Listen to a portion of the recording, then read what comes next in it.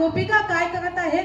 गुडिया तोरणे जगती कथा गाती गाणी. गुडिया उभारलेल्या आहेत, तोरणे उभारलेले आहेत, कुणी गाणं गात आहे, कारण आज आनंद झालेला आहे. भगवान श्रीकृष्णांचा गोकुळामध्ये जन्म झालेला आहे आणि तुकोबा काय म्हणतात, त्या श्रीकृष्णानं सगळ्यांचं मन वेधून घेतलेलं आहे. तुका म्हणे छंदे मन मोहिले गोविंदे. त्या भगवान श्रीकृष्णाने सगळ्यांचं मन वेधून घेतलेलं आहे. हा झाला अभंगाचा सरळ भावार्थ. विठ्ठला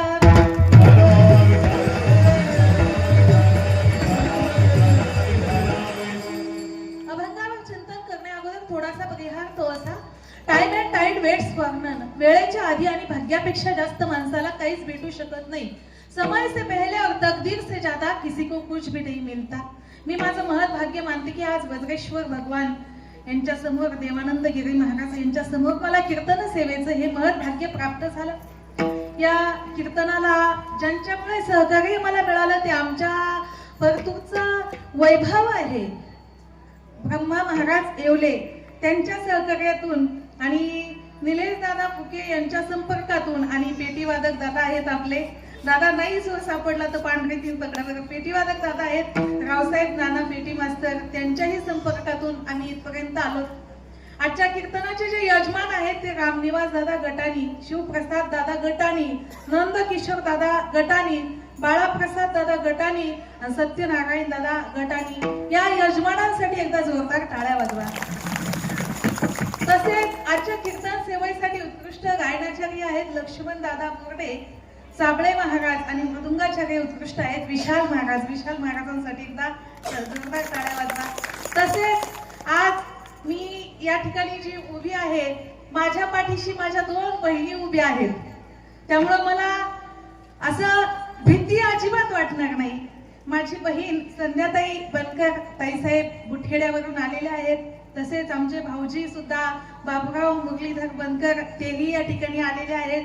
तसेच माझी दुसरी बहीण ज्यांचं हे आजचं माईक सिस्टीम आहे, मंडप सिस्टम आहे, त्या सुद्धा माझ्या ताईच आहेत. दीपालीताई रत्नाकर पवार, रत्नाकर कौतिकराव पवार हे भाऊजी आहेत आणि माझे ताईचे सासरे काय माझे काय कौतिकराव एकनाथ पवार दादा या ठिकाणी विना घेऊन उभे आहेत. दादांचेही आभार मानते.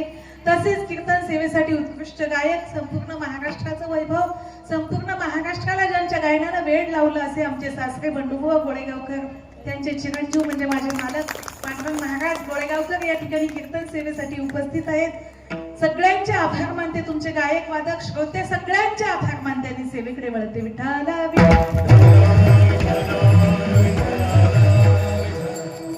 गोकुळीच्या सुखा, गोकुळीच्या सुखा अंत पार नाही लेखा. बाळकृष्ण नंदा घरी आनंद ल्याणगणारी. हे बघा, भगवान श्रीकृष्णांचा जन्म होण्या अगोदर या ठिकाणी पृथ्वी तलावरती दैत्यांनी थैमान घातलं होतं. एवढं थैमान घातलं होतं की यादव वनामध्ये पळून गेले, ब्राह्मण जंगलामध्ये गेले, कीर्तन बंद पडली, यज्ञ बंद पडली. पृथ्वी मातेला पापाचं ओझं झालं आणि पृथ्वी मातेनं काय केलं? वत्सरूपी पृथ्वी ब्रह्मयापासी जाय, नेत्री वाहे तोय सांगत असे. वत्सरूपी म्हणजे गाईचं, धेनूचं रूप पृथ्वी मातेने घेतलं आणि देवाला सांगू लागली, देवा आता हे पापाचं ओझं मला सहन होत नाही, तुम्हाला या भूतलावरती यावं लागेल. देवाने आकाशातून वाणी केली, चिंता करू नका, देवकीच्या गर्भामध्ये मी जन्माला येतोय. आणि मग भगवान श्रीकृष्णाने जन्माला येण्याचा प्लॅन आखला. आपले मोठे बंधुराज बलिराम यांच्याकडे गेले आणि सांगितलं की तुम्हाला आता पृथ्वी तलावरती यावं लागतंय. बलिराम दादा म्हणतात नाही, आता मला जन्म घेण्याची अजिबात इच्छा नाही.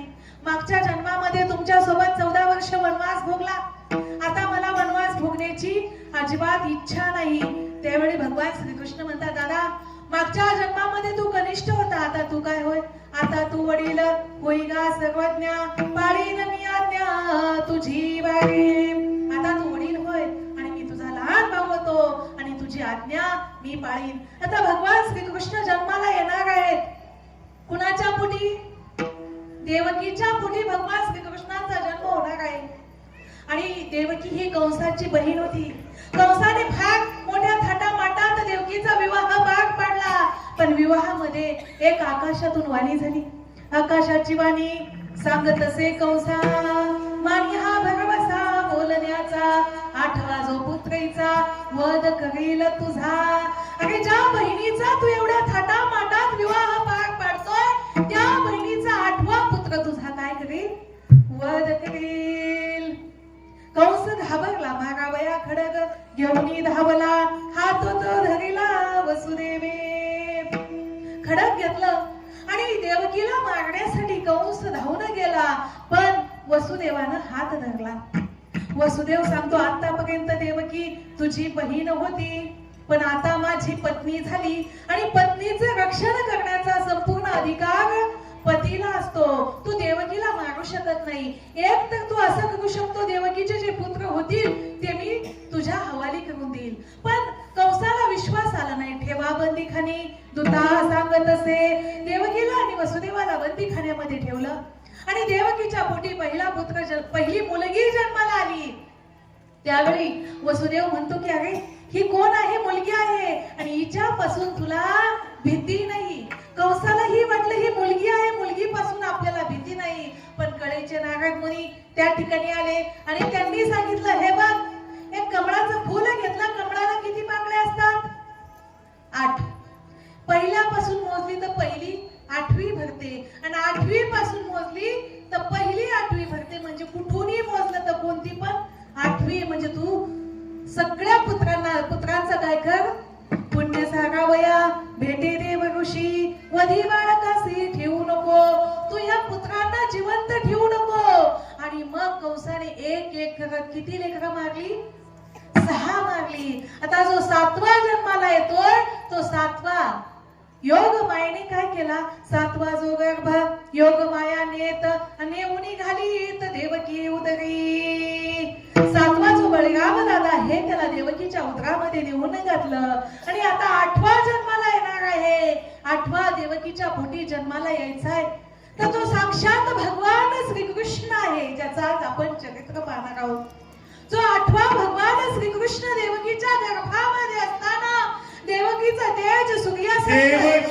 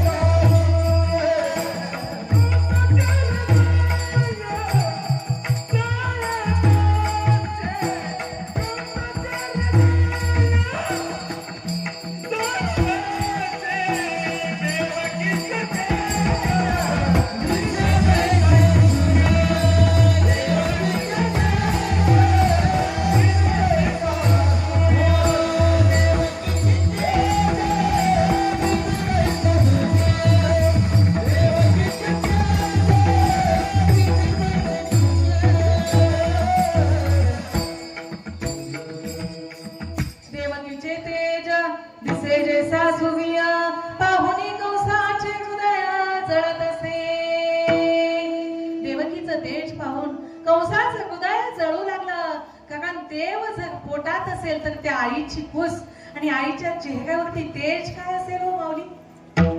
देवकीच्या गर्भामध्ये देवकीचा 8वा पुत्र ज्याला आपल्याला आठवायचंय तो भगवान श्रीकृष्ण देवकीच्या गर्भामध्ये आहे आणि वर्षा ऋतू आहे. वर्षा ऋतू असे कृष्ण पक्ष वसुनामतिथी बुधवार असे कृष्ण पक्ष आहे. वर्षा ऋतू म्हणजे सगळीकडे पाऊस पडलेला आहे आणि पावसाने नद्या तुडुंब भरून वाहत आहे. सगळीकडे हिरवळ आहे, धनधान्याने नटलेली धरती आहे. आकाशामध्ये ढग गडगडाट करत आहे, आकाशामध्ये गंधर्व गात आहेत, अप्सरा नाचत आहेत, देव फुलांचा वर्षाव करत आहेत आणि बुधवारचा दिवस आहे. रात्रीचे 12 वाजलेले आहेत आणि देवकीच्या पोटी भगवान श्रीकृष्णांचा जन्म झालेला आहे. भगवान श्रीकृष्ण देवकीच्या पोटी जन्माला आले तेव्हा 8 वर्षाचे होते. हे बघा, देवकी माता आणि वसुदेव घाबरले. सोडा सोडा मिठी लपवा लपवा जग जेठी, जनी कंसासी कळेल आणि तो माझ्या बाळासी मारील. देवाला हसू आलं. देव म्हणतात तो कंस काय मला मारू शकतो काय? हे शक्य तरी आहे का? देव 8 वर्षाचे झाले. जगातला पहिला पुत्र असेल की जो आई वडिलाला जन्मल्या जन्मल्या ब्रह्मज्ञान देतो. भगवान श्रीकृष्ण आई वडिलांना ब्रह्मज्ञान दिलं आणि सांगितलं घाबरू नका, मला कुठं न्या.